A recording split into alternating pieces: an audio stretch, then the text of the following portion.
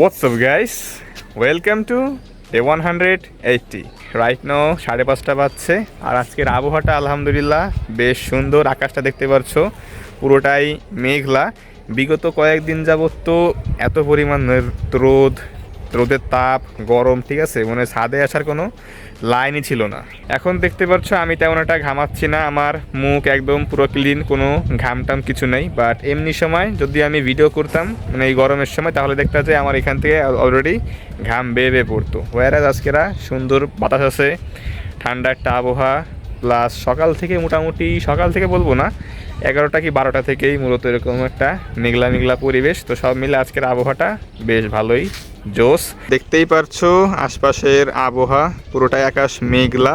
তো গাইজ গতকাল রাতে কারেন্ট গিয়েছে প্রচুর যাওয়া, যার ফলে আমার ঘুমটা ভালো মতো হয় নাই। আর সকালে আমার যা লাগছিল, ছাত্রের বাসায় পড়াইতে যাই যেহেতু, তো সকালে আবার ভোরে সকালে যা লাগছে ওই ঘুম অবস্থায়, মানে যে লিটারালি আমি ঝিমাচ্ছি। পড়ায় এসে বাসায় আসলাম, ফ্রেশ হলাম, বিকালে একটু আগে 15-20 মিনিট ঘুমিয়েছিলাম, তারপরে চলে আসলাম ছাদে। আমার আজকের প্ল্যান এমনিতে ছিল যে বিকালে ভিডিওটা শ্যুট করব, তো যার জন্য আর ঘুমাই নাই। আর আজকের প্ল্যান আছে মেইনলি বিকালেই ভিডিওটা শেষ করে দিব। তোমাদেরকে একটা ইন্টারেস্টিং গল্প শেয়ার করি, সেটা হচ্ছে মাঝে আমি একটা ভিডিও মেক করেছিলাম যেখানে আমি শুধু বিকালেই শ্যুট করেছিলাম, রাতের আর শ্যুট করি নাই। আর ওইটাই আমার ফার্স্ট ভিডিও ইউটিউবে, যেখানে আমি শুধু বিকালেই শ্যুট করেছিলাম, বিকালেই প্যাক আপ হয়ে গিয়েছিল। তো রাতের যখন 10টা-11টা বাজে, ওই সময় আমার ব্রেন অটোমেটিক সিগন্যাল দিয়েছে যে আমাকে তো এখন ভিডিও মেক করতে হবে। এটা আমার দীর্ঘদিনের অভ্যাস, আমি করে আসছি। তো সেই হিসাবে সেইটা আমার মাথায় চলে এসেছে যে এখন 11টা 11:30 বাজে, আমার এখন ভিডিও শ্যুট করতে হবে। তখন আসলে আমার মনে হইলো যে না, আমি তো বিকাল অলরেডি শ্যুট করে ফেলেছি, আজকের মতো এখানেই শেষ। তো আমি এবার নিজেকে বুঝাইলাম যে না, শ্যুট শেষ, আজকের মতো শেষ। তারপরে আবার যখন 12টা বাজে, কী রে আমি কি শ্যুট করবো না, নাকি শ্যুট কি শেষ আমার, কখন করব আমি? তারপরে আবার মাথায় আসলো যে আমি যে শ্যুট করে ফেলেছি, মানে এরকম একটা মজার মতো একটা জিনিস আমার সাথে ঘটতেছিল।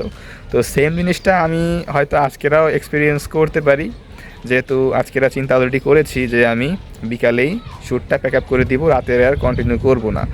তো এটা আসলে হয় কি, যখন তুমি একটা কাজ কন্টিনিউয়াসলি রেগুলারই করতে থাকো, তোমার একটা হ্যাবিট হয়ে যায়, ওটা তোমার ব্রেনে ওটা গেঁথে যায়। তো সেই জিনিসটাই আমার সাথে ঘটেছে। সত্যি কথা বলতে কি, মাঝে মধ্যে এই ভিডিও মেকিংটা আমার কাছে একটু পেইনফুল মনে হয়। তার কারণ হচ্ছে সারাটা দিন কষ্ট করেছি, কাজবাজ করেছি, আবার সেই রাতে 11:30 12টার দিকে যে আরেকটা ভিডিও মেক করো, কথাবার্তা বলো ওই সময়, ঠিক আছে, আসলেই ওই কন্ডিশনে আসলে কথা কারোরই বলতে ইচ্ছা করে না। বাট আমার তো ভাই চ্যালেঞ্জ নিয়েছি, একটা দায়িত্ব কর্তব্যবোধ আমার আছে, সেখান থেকেই মূলত কষ্ট হওয়ার কারণেও কিন্তু কাজবাজগুলো করা লাগে।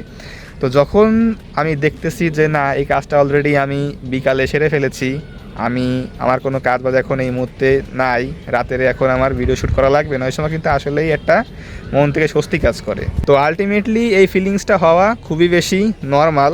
আর যারা স্পেশালি কন্টেন্ট ক্রিয়েশনের সাথে যুক্ত আছে, তারা এই বিষয়টা আরও ভালো মতো রিলেট করতে পারবে। হ্যাঁ, অনেকে আছে শুরুর দিককার কন্টেন্ট তৈরি করতে খুব ভালো লাগে, বাট এটা যখন একটা পেশার মতো কাজ হয়ে যায় না, যখন এটা করে তোমার জীবিকা নির্বাহ করতে হয় বা বিজনেসের তাগিদে যখন তোমার কন্টেন্ট মেক করতে হয়, তখন এটা আসলে একটু মানে প্রথম আমারও ভালো লাগতো। অনেস্টলি স্পিকিং, প্রথম যখন ভিডিও বানাইতাম আমারও খুব বেশি ফ্যান্সি লাগতো, খুব ভালো লাগতো। বাট এখন এটা অলরেডি 180তম ভিডিও আমার চলছে, এখন সেই ফ্যান্সিনেসটা কাজ করে না, এখন এটা দায়িত্বের মধ্যে পড়ে গেছে, এর জন্য করার লাগে। তাও মাঝে মধ্যে অনেক কিছু আছে যে টপিকের খাতিরে কিছু কন্টেন্ট মেক করতে আসলেই ভালো লাগে। বাট সবসময় আসলে এই দেখো ভাই, আমার ডান হাত, আমি সবসময় আমার ডান হাত ইউজ করে কিন্তু ভিডিওটা মেক করি। আর আমার মিনিটে অনেকক্ষণ যাবত এই ক্যামেরা ধরে রাখা লাগে, ফোন ধরে রাখা লাগে, আমার কিন্তু খুব কষ্ট হয়, ঠিক আছে। এই মানে এত পরিমাণ চাপ পড়ে পেশিতে বলার বাইরে, তাও কিন্তু কষ্ট করে ভিডিও মেক করা লাগে, করি। তো ইয়েস, এখন এটা একটা রেসপন্সিবিলিটি হয়ে গিয়েছে, চ্যালেঞ্জ নিয়েছি। 2026 সালের মতো সময় এসে নিজের পার্সোনাল ব্র্যান্ডিং করতে গেলে, একটা ব্যবসাকে রান করতে গেলে এই কন্টেন্ট মেক করার বিকল্প কিছু নাই। তো কষ্ট হলে আসলে করা লাগবে। তো গাইস, চলে আসলাম রুমে, আর এখন হচ্ছে মাগরিবের রক্ত চলতেছে, সন্ধ্যা হয়ে গিয়েছে অলরেডি। আর ওই সময় হচ্ছে আমার একটা ফোন কল চলে আসে, যার জন্য আমি আর পরে ভিডিওটা কন্টিনিউ করতে পারি নাই। তোমাদেরকে আমি প্রুফ দেখাচ্ছি যে এখন সন্ধ্যা একদম 7টা বাজছে। অনেকে ভাবতে পারো যে আমি রাতের হয়তো ভিডিও শ্যুট করছি, বাট এরকম কিছুই না। তো গাইস, এই যে দেখতে পাচ্ছ বাইরের অবস্থা, আর আকাশটা একটু খেয়াল করলে দেখতে পারবা এখন আকাশে ভালো আলো রয়েছে, তার মানে কিন্তু একদম সন্ধ্যা সন্ধ্যা ভাব, এটা কিন্তু একদমই রাত হবে না। আর আমি ওই লেভেলের এখনও এডিটর হয়ে পারি নাই যে তোমার রাতকে সন্ধ্যা বানিয়ে ফেলবো। ওই রকম ক্ষমতা বা ওরকম স্কিল আমার এখনও হয়ে পারে নাই।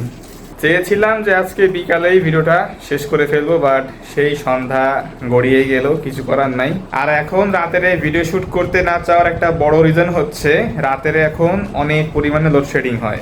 বিশেষ করে আমি যখন ভিডিও শ্যুট করতে যাই, আমি যদি ভিডিও শ্যুট করি 11টা 11:30, তো এই সময় প্রতিদিন কনফার্ম কারেন্ট যাবেই যাবে। তো আমি আসলে চাই না যে ওই টাইমটা আজকেরা ফেস করতে। যেমন ধরো 11টার সময় ক্যামেরা নিয়ে রেডি আছি আমি, হঠাৎ করে কারেন্ট চলে গেল, আসবে আবার ওই 1 ঘন্টা পরে, মানে 12টা বাজে কারেন্ট চলে আসবে, ওই সময় আমার ভিডিও শ্যুট করতে হবে। বা 11:30 বা 11:15টার সময় তোমার কারেন্ট গেলে আবার চলে আসবে, ওই 1টা বাজবে, 1:45 বা 2:45 বেজে যাবে। তো ওই সময় আসলে ভাই ভিডিও শ্যুটটা করবে কি?